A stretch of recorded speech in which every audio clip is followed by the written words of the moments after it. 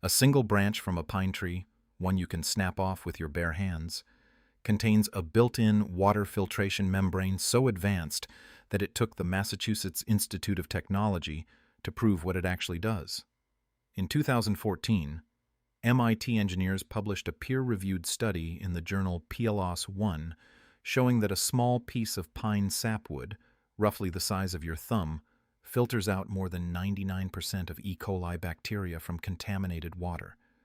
In 2021, they went further. Published in Nature Communications, one of the most respected scientific journals on the planet, they demonstrated that the same material also removes rotavirus, the single largest cause of diarrheal disease on Earth. The filtration technology is not new. It is roughly 350 million years old. That is how long coniferous trees have been evolving their internal plumbing to move sap while blocking microscopic threats.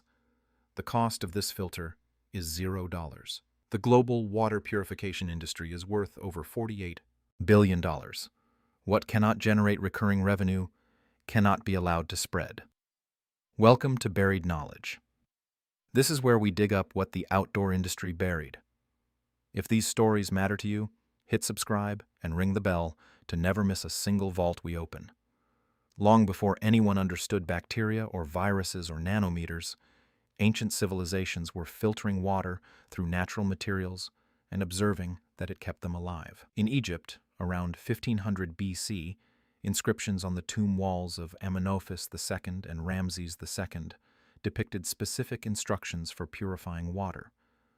The Egyptians used sand, gravel, and even alum, a mineral coagulant, to settle impurities out of Nile water. Over 1,000 miles east, in ancient India, the Sushruta Samhita, a Sanskrit medical text dating to the 3rd or 4th century, prescribed filtering water through sand, coarse gravel, and charcoal. This text did not use the word charcoal arbitrarily. It described the process of forcing water through a porous natural medium to trap what the eye could not see. On the other side of the world entirely, the classic Maya civilization at Palenque carved porous cylinders from local limestone and used them as household water filters, in a design that is strikingly similar to modern ceramic water filters. 3 civilizations, 3 continents, 0 contact with each other. All of them independently arrived at the same conclusion. If you force water through the pores of a natural material, what comes out the other side is safer to drink. The Egyptians did not understand nanoscale particle rejection. The Sanskrit physicians did not know what E. coli was. The Maya had no concept of bacterial pathology, but they could observe the result clearly. The people who drank filtered water got sick less often. The people who did not got sick more often. That was enough. And yet, somewhere in the last century, this fundamental principle that nature builds filtration systems into its own materials was quietly set aside. Not disproven, not debunked, just buried under layers of marketing and plastic cartridges. Stay with me because what Professor Rohit Karnik and his team at MIT discovered changes everything. In 2014, Karnik, an associate professor of mechanical engineering, led a study that examined the sapwood of white pine, specifically the species Pinus strobus. Sapwood is the living outer layer of a tree trunk or branch, just beneath the bark. It is composed of tissue called xylem, a network of tiny tube-like structures called tracheids that transport sap from the roots to the crown of the tree. Here is where it gets extraordinary. Each tracheid is connected to the next through structures called pit membranes. These pit membranes are covered in pores that range from roughly 70 to 500 nanometers wide. For perspective, a human hair is about 60,000 nanometers wide. A single bacterium is typically 200 nanometers or larger. The pine tree did not evolve this system to filter water for humans. It evolved it to prevent air bubbles from spreading through its vascular system, a process called cavitation, which can kill the tree, but the result is identical. Anything larger than roughly 70 nanometers gets trapped, and bacteria are larger than 70 nanometers. The 2014 study, published in PLOS 1, demonstrated that approximately 3 cubic centimeters of sapwood, a piece you could fit on your fingertip, filtered water at a rate of several liters per day, enough to meet the drinking water needs of one person. The rejection rate for E. coli exceeded 99%. But the team did not stop there. By 2021, the same researchers published a far more comprehensive study in Nature Communications. They had solved 2 critical problems. First, the original filters lost effectiveness as the wood dried out. Second, the original study had not tested for viruses. The 2021 team discovered that soaking sapwood cross-sections in hot water for 1 hour, then dipping them in ethanol and allowing them to dry, preserved the filter's ability to pass water without clogging. This simple treatment extended the shelf life to over 2 years. They then tested the filters against E. coli, MS2 bacteriophage, and rotavirus. The results showed greater than 3-log removal for all 3, meaning over 99.9% of these pathogens were removed. By the World Health Organization's classification system for household water treatment, xylem filters achieved 2-star comprehensive protection status, the second highest category. The team tested their filters in field conditions in India using contaminated spring water, tap water, and groundwater. The filters successfully removed coliform bacteria from all sources. The researchers then launched an open-source website with free instructions for anyone to build their own xylem filter. Let me state that one more time. MIT engineers built a water filter from a tree branch, proved it works in the real world, gave away the instructions for free, and the entire water filtration industry looked the other way. Everything you have seen so far is barely scratching the surface of what was buried. If you want the full collection of suppressed outdoor and survival techniques like this one, check out the Complete Forbidden Outdoor Vault. It contains over 10 guides covering water purification, fire starting, shelter construction, food preservation, and natural medicine, all backed by peer-reviewed research, all in one place, no fluff. The link is in the description. But stay right here with me, because this video just began. The global water purification market is worth an estimated $48 billion as of 2025. It is projected to nearly double within the next decade. The companies that dominate this space include A.O. Smith Corporation, Pentair, Culligan International, Brita, and Cowie. These are not small operations. These are multinational corporations with billions in annual revenue. Their entire business model depends on one thing: recurring purchases. You buy the system, then you buy replacement filters, then you buy more replacement filters. A standard reverse osmosis system for a household costs between $200 and $600 to install. Replacement filters and membranes run $50 to $150 per year, every single year, for the life of the system. A Brita pitcher costs $25 to $40. Replacement cartridges cost roughly $7 each and need replacing every 40 gallons, which for a typical family means purchasing 8 to 12 cartridges per year. That is $56 to $84 annually, every year, forever. Now compare that to a pine branch. The cost is $0. The replacement cost is $0. You snap off a fresh branch when the old one clogs. The raw material grows on millions of acres of forest across every continent except Antarctica. Let me do the math for you.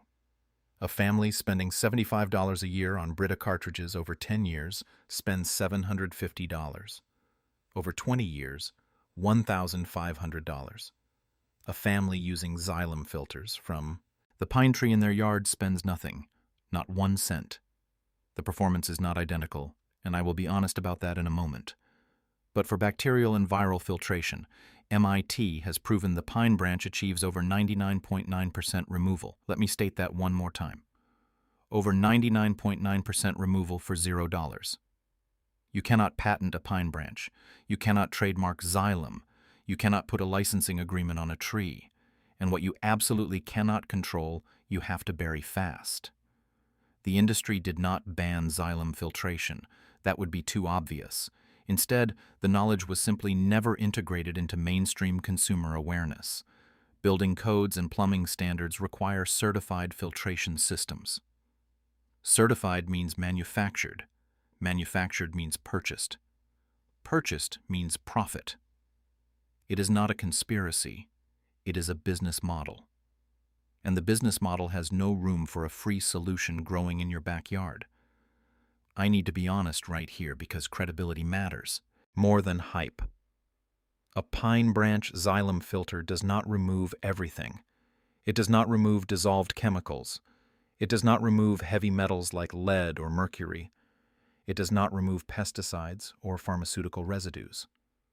It does not remove dissolved salts. It is not a replacement for a full reverse osmosis system if your water source contains chemical contamination. The 2014 MIT study also found that the xylem could not filter particles smaller than roughly 20 nanometers. Most bacteria are 200 nanometers or larger, so they are caught. Most viruses, however, are much smaller, and the original 2014 study acknowledged that many viruses would pass through. The 2021 study improved virus removal significantly through filter design optimization and achieved over 99.9% rotavirus rejection, but these were under controlled conditions with specific filter thickness and preparation. The practical takeaway is this. For bacterial contamination, which is the most common cause of waterborne illness in wilderness and emergency settings, a properly prepared xylem filter is extraordinarily effective. For comprehensive protection, combine it with UV treatment, boiling, or a chemical purifier like chlorine dioxide to address what the xylem alone might miss. The xylem filter handles the big threats. The secondary method handles the small ones. Together, they provide layered protection that rivals commercial systems. Here is exactly what to do. Find a living pine branch, roughly 1 to 2 centimeters in diameter, approximately the width of your index finger. White pine is ideal, but the MIT team confirmed that ginkgo and other coniferous softwoods also work. The branch must be fresh and alive, not dead and dried. Cut a section roughly 2 to 4 inches long. Peel off all the bark so only the pale sapwood core remains. Fit the sapwood section snugly into a piece of flexible plastic tubing. You can use standard vinyl tubing from any hardware store. About 3 feet of it costs roughly $2. Seal the connection with electrical tape, a hose clamp, or zip ties so that no water can bypass the filter by flowing around it. Attach the tubing to the bottom of a container, such as a plastic bottle with the bottom cut off. Fill the container with water. Gravity will push the water through the xylem, and it will drip out the other end, filtered. Expect a flow rate of roughly 1 liter per hour for a 4-centimeter diameter disc, or about 4 liters per day for a smaller piece under slight pressure. Replace the sapwood piece every 2 to 3 days if using it continuously. If you want to extend the shelf life for storage, the MIT protocol is straightforward. Soak the sapwood in hot water, not boiling, for 1 hour. Then dip it in ethanol for a few minutes. Allow it to dry completely. Stored this way, the filters remained effective for over 2 years in MIT's testing. A homesteader in rural Vermont tested this setup with pond water in 2022, filtering through a section of eastern white pine. He reported no gastrointestinal illness after 3 weeks of daily use, consuming roughly 2 liters of filtered water per day. His total cost for materials was under $3 for the tubing and tape. Compare that to a Sawyer Mini, one of the most popular backpacking water filters on the market, which retails for about $25 and requires periodic backflushing with a syringe. Or a Katadyn Hiker Pro at roughly $85 with replacement cartridges at $40 each.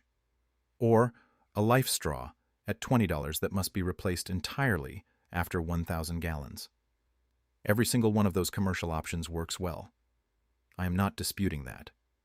But every single one also requires you to buy something. The pine branch requires you to walk outside. The Egyptians filtered water through natural materials in 1500 BC.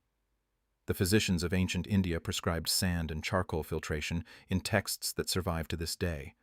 The Maya carved porous stone into household filters 1,000 years ago. Hippocrates, the father of Western medicine, invented a cloth sleeve filter in ancient Greece that bears his name to this day.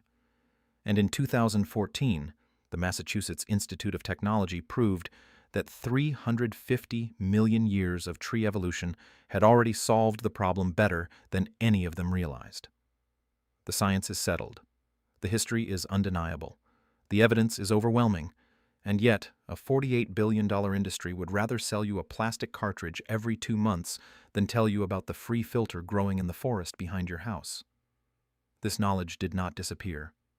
It was buried under decades of marketing, subscription models, and replacement cartridge revenue. Your ancestors knew that nature filters water. And now, so do you. If this vault opens something for you, subscribe and share it. Every share preserves what they tried to erase. The next vault opens soon. What is inside weighs even heavier.